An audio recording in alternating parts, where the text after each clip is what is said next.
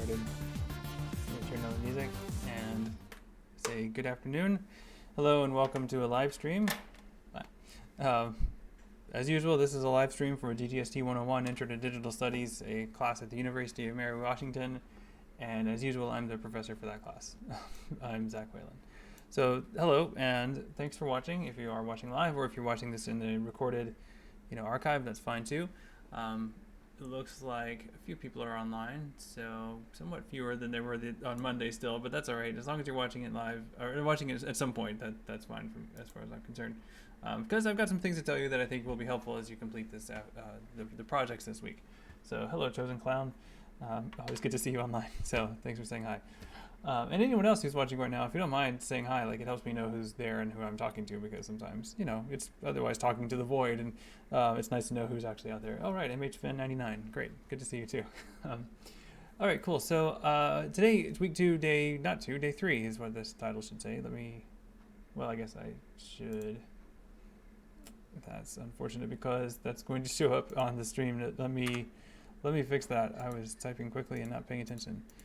So this is actually week 2, day 3, right? Because today is Wednesday, right? So that's what we're doing today. Let me start this over again. So there we are. It's week 2, day 3 of Digital Studies 101 in the summer session. So we're moving pretty quickly. This week we're focusing on digital culture and specifically doing a project around web literacy. So these are your goals for today. If you're a student in the class, you should contribute to an activity that I've taken from the textbook, which is an activity around evaluating websites. I'll show you how to do that and show you where to do that. So please do that. Also, you should try to complete the draft of your fact-checking article. And I say draft, it should be done ideally by midnight tonight, and I'll show you what to do when you're done, and a couple of you have already done this, which is great. But that's the main thing for today. And then also you should continue working on your digital culture module. I won't have a ton to say about that because that's on your own sort of work. So hopefully you're working through that. Okay, I'll just remind you about a couple of things you should be keeping track of with that. As usual, if you have questions while I'm streaming, you can enter those into either the Twitch chat or the Discord chat, whichever you prefer. All right, so today the big thing that I want to talk about is this idea of reading laterally, and this fits inside of the web literacy methodology. Let me pull that up real quick. So if we go to the website for the textbook, webliteracy.pressbooks.com, we can take a look at that. And this is, when we're looking at the 4 moves, this is the third of those 4 moves, and the 4th move is really just start over again. So really this is the final step that you're hopefully going to need to do. The first step was checking for previous work, where you find out if someone has already debunked or fact-checked this claim that you're researching. The second step is to go upstream to see where this source came from. And then the third step is to read laterally, and I'll talk about that today, which is basically when you're trying to find out what you can about that source. So I need to, you know what, I'm bothered by this. I need to change the title up here as well so it shows up in my archive the right way. Okay, we'll get back here. So let's review a little bit. So reading laterally is what we're talking about today, but going upstream, that's the second step. So the first step was finding, I guess, the 0th step was finding a claim, and then the first step was checking for prior work. You've already checked for prior work, and so now you're going to go upstream and see what you can find about that. So let's talk about what I mean by the stream, or what Mike Caulfield means by the stream. When we're talking about going, upstream, what does it mean by going downstream? So let's imagine the scenario. There's a website that is cited as evidence in a blog post. There's a blog post somewhere, and it cites some third-party website as evidence for some claim that they're making. We're keeping this totally hypothetical right now, but some claim that they're making, right? So that's not just going to live there on that blog. It's going to be reused and reposted and shared and linked to in different ways. Let's imagine that there's a tweet that the author of that blog tweets out, hey, I wrote this blog post, right? So that blog post then would be linked inside the tweet, and so that's kind of the second link in this imaginary chain that I'm describing here. Well, that tweet's not just going to live by itself, it's on Twitter, so on Twitter things can go all kinds of places from there. So let's imagine it gets quote retweeted by someone else who adds a bunch of hashtags. So that would be like the third level in that particular chain. And then finally, let's say it shows up on Facebook, but it shows up on Facebook as a screenshot of a Twitter post with hashtags and a quote retweet of a tweet linking to the blog of an author where there's a website being cited. It sounds really convoluted when you say it like that, but this happens all the time. Like, this is the constant content stream for these platforms, is resharing the same content back and forth and so on. So let's imagine that you've entered this stream at that last step way over at the bottom, that you found a Facebook post with a screenshot from Twitter. What you're doing when you go upstream is you are looking for, okay, where was the original quote? Like, where's the account that this screenshot came from? When did they tweet it? What were they quote retweeting? Where did that quote retweet link go to? And where is that blog coming from? And then you get back all the way up to that top source. Right, so that's going upstream. And going upstream, we can get really, I guess, philosophical about it, like what is the origin of a claim ultimately, and where does something start? But let's say you found a good website, or a website that seems to be the originator, or seems to be really insisting on whatever the claim is that you're investigating. And I think you'll find some of these, and I have some examples, but there will be some original source for your claim. By the way, before I move on, these are the things that you should be discussing in your article in the examples section. So this is when you've already gone upstream, and maybe the background to some extent, but the examples would be when you've gone upstream and you found what you think is an original source for this claim. That's where you would put that in the examples. But you would also, you could also put this last one too. Really, any of these would be examples of this claim in action. But I guess the background of the discussion is how does it spread, and what is this network that it spreads inside of? Anyway, so that's going upstream. And then the next step in this chain, or in this process, is reading laterally. So now that we found ourselves at the top of that stream, what do we do to figure out what we need to know about this? And one thing that you should know is that doing this kind of research does not require expertise. You are looking at different topics. Some of them have to do with health, some with politics, some with science stuff. I don't know, lots of different things. But you don't have to be an expert in any of those fields to be able to judge whether someone's telling the truth or not. There are several things we can do, but one of the easiest ways to do that is just to kind of see what other people have already said about this. And in a lot of cases in the field we're talking about, like science, medicine, technology, there are experts and there are people who pretend to be experts. And there are ways that we can tell the difference between those two, but we don't have to be an expert to judge that. And we can do different things to do that. Reading laterally means we're not just going to study this one website and try to figure out if it's telling the truth and like dig into the reputation of the author and all that. We don't really have to, right? We can look laterally to find other websites and see what those websites have to say about this website that we're interested in studying. And these can be anything from like the SPLC, the Southern Poverty Law Center, if it's a group that is on their radar because it might be a hate group, that tells you something about that website, and the credibility of anything posted on that website is probably going to be suspicious if it's a hate group tracked by the SPLC, right?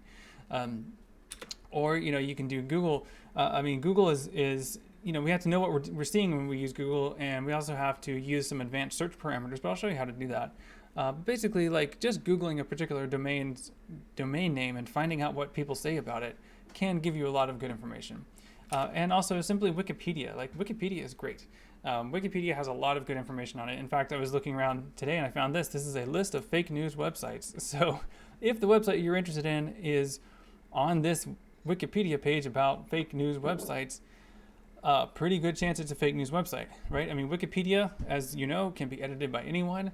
And so it's technically possible that someone has put a real website on this list of fake news websites in order to discredit it for whatever reason. But it just is really unlikely. And it's also something that if you or someone who actually knows better realizes that's an error, you can just fix it. Like you can just edit the Wikipedia page. So people do that, and people tend to try to make things better on Wikipedia. So in general, you can trust things like this on Wikipedia. Right? We're not going to trust it alone, but it gives us a pretty good sense. It adds another piece of information in our fact-checking toolkit, or whatever metaphor you like, to help us decide what we need to know about this website in question. All right, so this question, as I've been just presenting it here, this is a blank spot because I'm talking hypothetically here, but the exercise in the web literacy textbook actually does take you through how to do this. And it gives you an activity to work through that involves looking through some specific websites and trying to understand, their accuracy. So let's take a look at the website of the textbook. As usual, by the way, I'm moving kind of quickly just because I know you can, if you're watching this after the fact, you can pause and look at it later. But if you have any questions or if you want me to slow down, please let me know. All right, so here's the reading laterally section of the textbook. Starts with 16 and goes to 30, and it really just kind of gives you the overview. I think it's well written. It's short, so if you're having a hard time understanding this concept, like literally read the textbook. I mean, I think it's really straightforward. And the main thing that you should know is, again, you don't have to be an expert on these things. Also, one thing that is a little tricky too, though, is that a lot of the ways that as a student you're trained to trust the credibility or evaluate the reliability of a source, some of those actually fall apart on the web. And that is a big theme that Mike Caulfield talks about.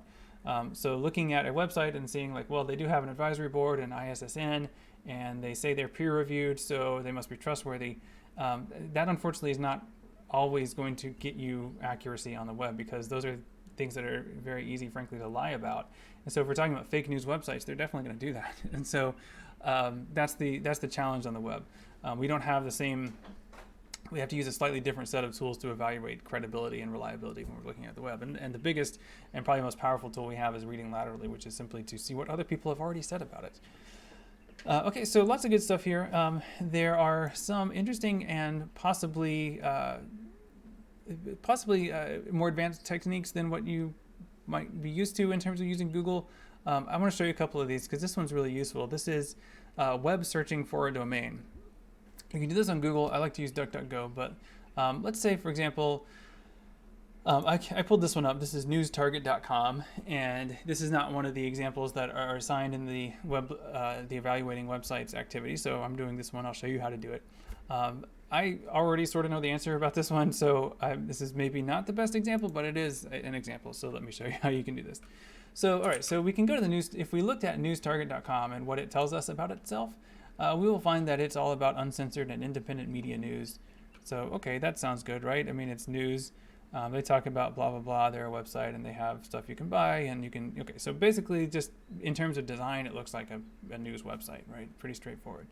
So there's nothing really here that signals just visually that this is a bad website or that this is fake news.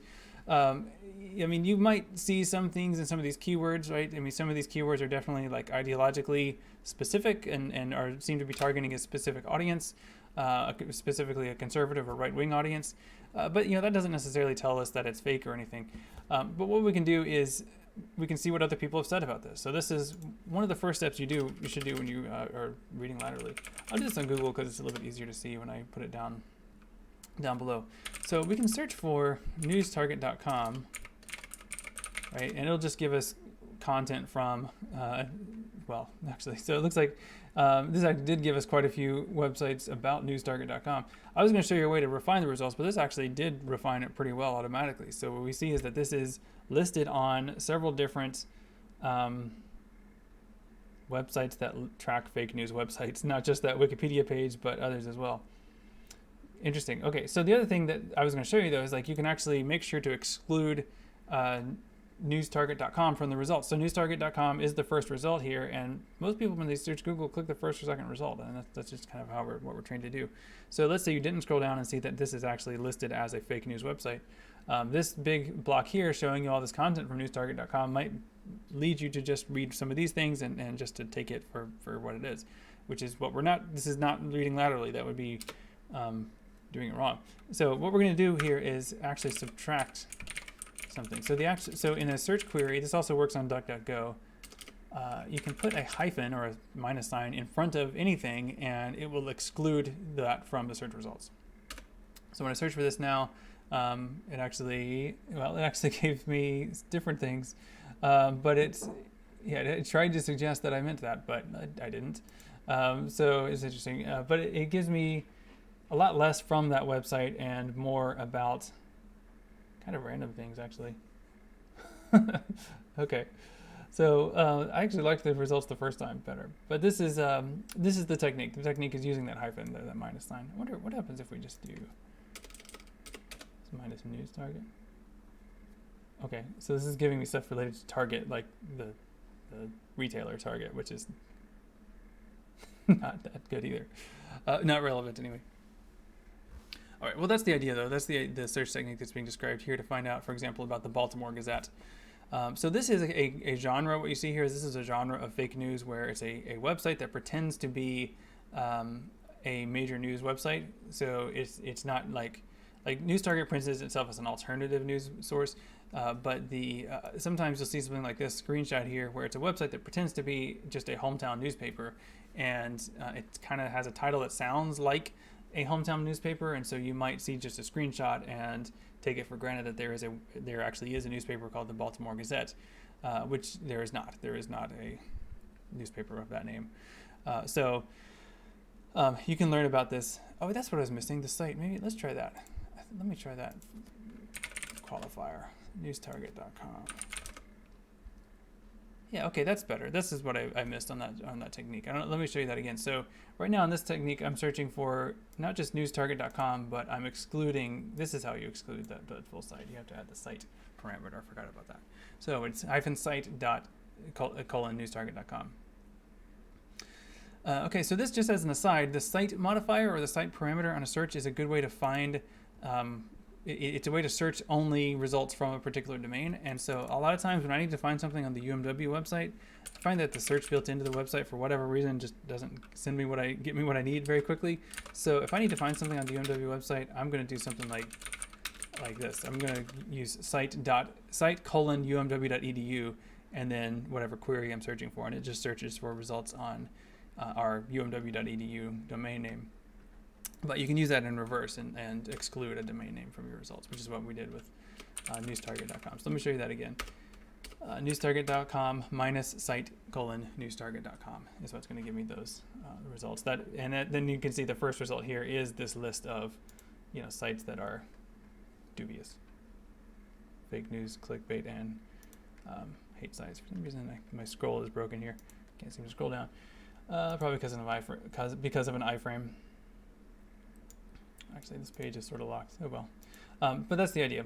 That is one thing you can do in reading laterally. Okay, so there are some more techniques. Let's see what else we can do. Here's some things not to do, I guess. Like I've said, don't read just the about page on the website. And also in this activity, we're not assessing the individual merits of any particular claims or articles on those websites. Although if we see some that we already know something about, they can help inform our impression of something. But really, reading laterally means we're not looking at the website itself. We're trying to find out what other people have said about that website as we try to figure it out. So, one thing you can do is, as I said, you can consult other non-affiliated websites like Wikipedia. You can use advanced search filters like excluding that domain name from your results. And you can also use something called a Whois tool to learn more about a particular domain. And this gets a little bit technical, but it's not too bad if you use a web interface to a Whois query. So the one I used, and this is the one I recommended way back when you all were signing up for your domains. It's just an easy way to look up the Whois information. Every domain name registered on the internet has an owner, and so you can look up who the owner is. And sometimes it's informative. Sometimes it's not. A lot of people they register their domains by a proxy, so you'll see that it's owned by, quote, domains by proxy or by GoDaddy or something like that. A lot of people do that to protect their privacy, because otherwise this information that gets registered with your domain name is actually public, and you can look it up, like here, anybody can look it up. You can actually do this from a command line on your computer if you just type the word Whois and then a domain name. But this is a lot easier to read on the website. So this is interesting. So now, like I said, you don't have to have expertise or special knowledge to do this, but I do see something here that I know about that I think give me enough information to know that I don't need to search any further about this, at least combined with the other information. So we have News Target is listed on these fake news websites. It's listed on that that Wikipedia page, and then I see here that it's registered by proxy, through a privacy administrator, but it's registered by Epic Incorporated, Epic with a K. And Epic Incorporated is a domain name registrar that, I guess to put it charitably, the way that they would probably say it, they have a rigorous and absolutist kind of free speech policy. And so a lot of times websites that are controversial or offensive or horrible will be dropped by their registrars. So the company that hosts their domain name will say, we're not going to deal with you anymore. And so those companies, those websites, they go find a host that is willing to work with them, and Epic is is that host. They're willing to work with the sites that have been kicked off of other hosts for being offensive or terrible or whatever. So the fact that they're hosted by Epic doesn't automatically mean that it's a fake news site or that it's a conspiracy site, but combined with the other information plus just the fact that it's linked to the Natural News Network, it just gives me enough information that I'm dubious of anything I see here, right? So this is how I've read Laterally to tell me what I need to know about this. That this is probably not a reliable source. Okay, so let's take a look at the activity, because I actually have a link. Well, I gotta log into Canvas, it seems. I gotta log into my password manager. Let me just type my browser real quick while I log into my password manager, just because that's kind of,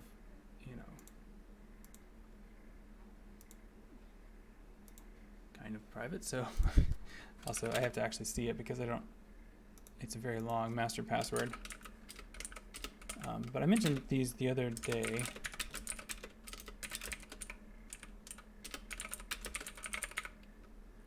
Password managers are a great way to remember your password, or to not have to remember your passwords, because they will remember those passwords for you, so you can make your passwords long and complex without having to worry about remembering them. Okay, so in the notes for today, I forgot to link this homepage to that, so let me do that. I did link to today's notes in the announcement I sent earlier, so hopefully you've seen it. Just do this link real quick. To day 3. All right. Week 2, day 3. Here we are. So we're talking about reading laterally. Here's a little bit of background on that, and here's a link to a collaboratively editable Google Doc where I'm inviting you to participate in this activity. So after you've read these chapters, here's where I would like for you to do this. You can pick any one of these sites. There's 14 of them. I know there's more than 14 of you in this class, so if you get to this document and it's all full, then just look at one of these and see if you have anything to add or correct about it. So what we're doing, these are links to specific articles in some cases, but the idea is to evaluate the website itself. So here it's nature.com, dailycoast.com. This one's a little convoluted because the link is the original website that is part of this activity is no longer, this content doesn't exist anymore. But here's a archive.org Wayback Machine copy of it. So in this case, you're assessing CODA or CODOH.com. And when you look at this article, if you choose this one, a lot of these are kind of acronyms. So NSIDC, SMH.com.al, OccupyDemocrats.com, PrincipIaScientific.org. So again, what you're going to do with this is just pick one, or you could try several and then choose one you feel comfortable with or whatever, or that you're interested in for whatever reason. The idea is to take a look at PrincipIaScientific.org in this case, and I'm making sure that this one, okay, this one's complaining about my ad blocker, but this is the idea is to assess this website. You can look at it, of course. This is what this is where you start, but your goal is to read laterally, so you really shouldn't spend too much time at all on this actual website, PrincipIaScientific.org. Remember, reading laterally means we're going to find out what other people say about this site. So let's try the Google technique. I'll go to Google again. I'll go PrincipIaScientific.org, and then we're going to try to exclude. Well, you can see people are trying to search Wikipedia for it, but let's try to do the Google one first. We'll do the site : PrincipIaScientific.org. Hope I spelled that right. All right, great. So these are some websites about that website. So this is my first step in reading laterally, and again, just Googling it just skimming the Google results pretty quickly. I already get an impression, but I should take a look at some of these particular websites. Now, it's possible, like if you get to a website you don't actually already know, like desmog.org, climatefeedback.org, mediasmarts.ca. I don't really know these websites. So you should also really read laterally to find out about these websites too, if they're the only source for information about the website you're researching. But if you find Wikipedia, you hopefully are familiar with Wikipedia, right? So Wikipedia is something that can give you some information that is relatively reliable. It's linked, for some reason, this Heartland Institute came up. I don't know what their relationship is, but they might be the organization behind this. Let's see. Okay, well, they're citing information from principiascientific.org on this article, so that doesn't tell us a whole lot, actually. But that's, that is something. They do show up there. They do have a page on mediabiasfactcheck.com. So again, you always want to find out about what these sources are, what their reliability factor is. But the idea is by reading laterally enough, eventually you will find a website that you actually know something about or that you feel confident in trusting, and then that's what you trust in order to arrive at your conclusion about this. All right, so that's the basic reading laterally. But the thing we're trying to find out here is a little bit deeper than that too. Like, who runs principiascientific.org and why? Like, what is their goal? In that case, you might actually want to see what their stated goals are. That probably is close to what they intend. But what is their history of accuracy? How do they rate on process aim and expertise? Like, are they reliable, basically? And if you can find evidence of them being reliable, then that's great. If you can't find either way, then that's fine too, I guess. But if you find evidence that they are unreliable or deceptive or misleading in some way, then yeah, they're going to rate very lowly on very low. They're going to rate very low on those processes. So add whatever comment you think makes sense here for each of these. Hopefully we can get all these filled in today. So, all right, guys. So there's an anonymous raccoon working on OccupyDemocrats.com right now. So good job, anonymous raccoon. And I don't know much about that site, so I'll be curious to see what you find out. But again, look on, do the lateral reading thing. Okay, so the other big thing going on, of course, is completing and sharing your draft. And there's a bit of process involved here, so I want to make sure you know the steps in the process. I have a few slides to show you those, so let's take a look now. First of all, once you're done with your document, you are going to share your document. I don't want to take for granted that all of you know how to do this, so I'm going to show you how to do this. It is the big blue share button in the top right of a document page whenever you're editing it. And this is an example. So if I'm this is my template, of course, but after you've made a copy of this and completed it with your research, then you will share it. And this is the big share button up here, way up in the top right of the document. That's the share button. That's what I'm talking about. It looks like this. Okay, so that's the one. The next thing is you want to adjust the permissions on the document before you actually send the link to someone. And you do that in the pop-up, and you want it to look like it does here in this screenshot. So you want it to say anyone with the link right here, and you want it to say commenter way over there on the right. And I'll show you what that would look like in the process. You would hit share, and then this little pop-up comes up where it says get link. Mine's already set this way, so it says anyone on the internet with this link can comment, and that's what you want. If it doesn't say that, you can click change, and then again, and you keep it on anyone with the link on this part, and then on the right, switch that to commenter, switch that from whatever it's on to commenter. Okay, and then copy the link.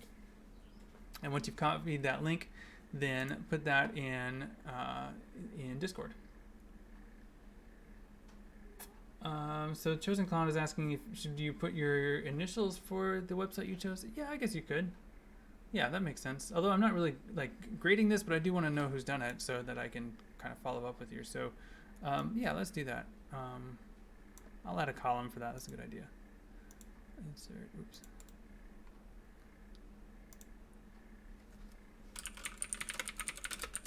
So that last column that says researched by, put your initials there. That's a good idea. Okay, feel free to adjust the size of these table cells if that helps. You have full edit access on this document, so go ahead and do whatever makes sense. Okay, good. So that's the process. Your next step after this, I don't have a slide for it, but that would be to go to the Web Literacy Review channel in Discord and say, hey, here's my article draft, and post a link there. Okay, so your basic steps look like this. So you've completed your draft, share your draft in Discord. Other people have already started sharing their documents, so there are some for you to review. So take a look and review at least 2 other drafts, so drafts by 2 other students in the class. And when I say review, what I mean is go through the documents, look for, first of all, look for surface level stuff like typos, grammar, things like that, things that could be expressed more clearly. But then look at the ideas, right? So do they have good examples of the claim? Have they shown with evidence that the claim is true or false? And have they explained how they know that evidence is reliable? These articles don't have a minimum length, and there's not a minimum number of examples or evidence that you need, but it should be long enough to get the point across and with some depth. And also the examples and evidence, having some is better than having one. So have at least one, but try to have 3 or 4 if you can. I think that would be more helpful. That would make a more reliable document. So yeah, and I guess there's the reviewed by part. I guess you can't add that if you're just commenting, but make sure you leave your initials on your comments when you do add comments. Okay, so after you've had other people reviewing your document, hopefully you'll have at least 2 people leave comments on your document. Once you've done that, complete your final revisions, and that would involve responding to their comments. If they've got good advice, then try to follow it. If they have advice that doesn't make sense to you, then you can just resolve the comment and essentially ignore it. Or you might just have a conversation with them and say, well, actually, I have a better idea, and you can talk about it in the comment thread if you want to. But whatever you need to do, complete the final version, what you think of as the final version of this document. And then you're not actually going to turn this article in directly. The fact that you've shared them in Discord means I'll be able to find them, and that's fine. But what I do want you to do is write a blog post. This will be on your blog, your subdomain, whatever you're doing for blogging for this class. Write a blog post reflecting on what you learned. There's a description in the assignment of the kinds of things I'm looking for in terms of what you learned, but whatever occurs to you, and submit that blog post in Canvas, and that'll be what your final submission is for this assignment. So that blog post, which has to come after everything else, that's due Friday night, like everything else for this week.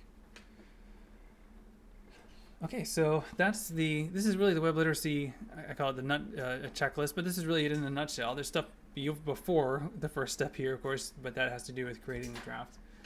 Everything else these are the next steps in the procedure that you should follow starting today. Okay, so if you have any questions, this is a good time to ask them, because I'm moving actually near the end of this. Looks like I'm probably not going to go for a full hour today, which is, I assume, is okay with you. It's okay with me. I'm thirsty. I need to get a drink. But let's just a couple things about the digital culture module. So the digital culture module is something that you're doing on your own, and so I'm not really giving you a lot of, I guess, guidance or constraints around those. I can give you advice if you want it, but basically it's figure out something interesting to do. But the mechanics of it are the same as they were for the creativity module. So I really want 2 blog posts, one at the beginning, or like now. I want you to be working in Discord, or sharing your progress, or sharing what you've learned in Discord with the channel. Now you might be the only person in the channel, but at least go through the motion, like just in case, because I think some people will be kind of doing this later, catching up later, or even next week. So go ahead and put yourself in that channel, even if you're the only one using that channel for now. And then a final blog post on your blog explaining what you learned. If you did create something for this, like if you created a video, like if you're doing the YouTubing one, or if you did memes, if you did the memes one and you created some memes, you can certainly share those in your blog post.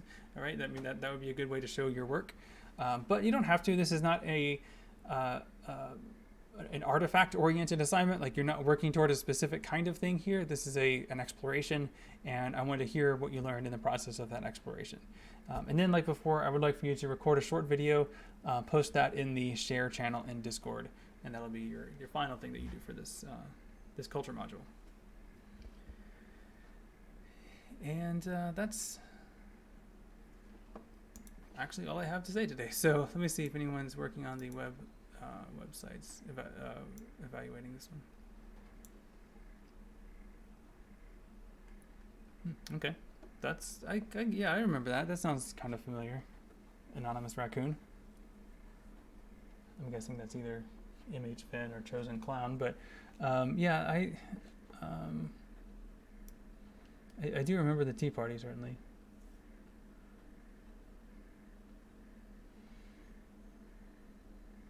All right, well, yeah. I think I actually blocked that domain from being, so I don't see anything posted from that on Facebook, because it was mostly, spammy kind of stuff that I didn't care to look at. But anyway, I have seen that domain before. I just don't ever look at it. So I guess I'm kind of giving away my impression of their history of accuracy. Which isn't to say, I don't know, I haven't looked at the site in years, so maybe they're better. And it wasn't that it was inaccurate or fake news, it was just kind of low quality, sort of like hysterical speculation kind of stuff. It wasn't exactly news, from what I recall. All right. Anyway, I'm gonna go and wrap things up. If you have any questions, I'll be online, of course.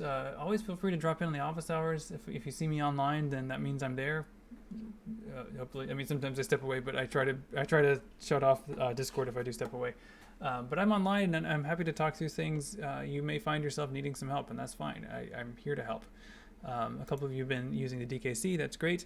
The DKC probably, like this particular assignment isn't super technical, so the DKC probably isn't going to be that much help for this assignment. But if you just kind of want to talk to someone else about this assignment besides me, then I guess they are available for that. But I hope you feel comfortable talking to me about the assignment because I want to help you do this well. So please talk to me. Please get in touch. If you just want to do voice, conversations, Discord is set up to do that. You just drop in and start talking. Just click on the channel name, the voice channel name, which is just office hours, and you will connect and start talking.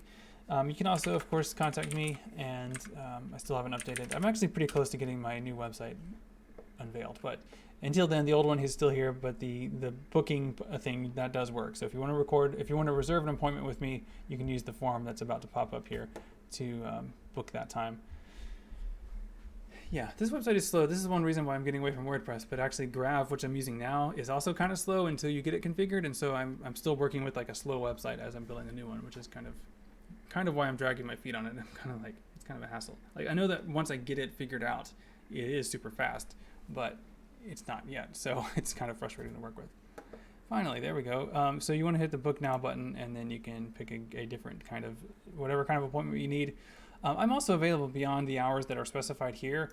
I just have certain hours that are there for you to reserve time in, but I'm available other times as well. If there's something that you want to talk about and I'm not available, or I don't appear to be available according to my time, send me a message anyway. I might be available.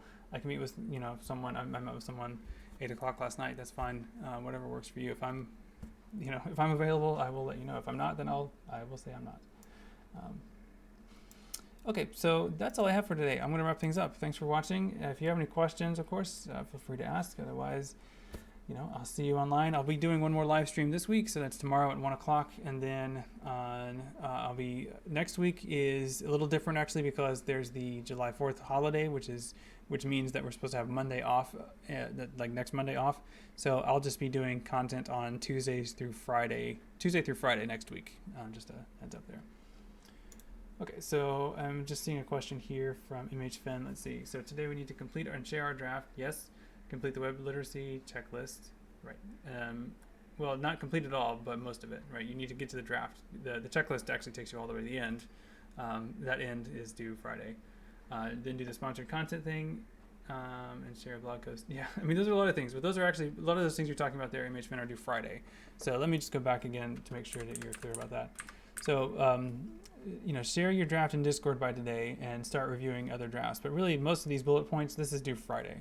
So, for the web literacy part, like this is the assignment. So you should be at the point where you have a draft now, so that you can have it prepared and completed and revised and reflected on by Friday. Right? That's the timeline here.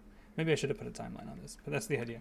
Similarly, for the digital cultures module, your initial blog post, probably do that today if you haven't already. But everything else is due Friday. So hopefully that makes sense. But this thing, the evaluating websites exercise, or this one here, do this today, because this is helping you practice the skill that you should be using to complete your fact-checking article. So hopefully that makes sense. All right, well, I guess I really will wrap it up now. But hopefully that makes sense, MHFan. If you have follow-up questions, I can still see your comments if you leave them after I stop the stream. So. Or just, chat with me in Discord if you want. Okay, everyone. So that is all for now. I will wish you all a good afternoon. Hopefully you're staying cool. And I'll see you tomorrow.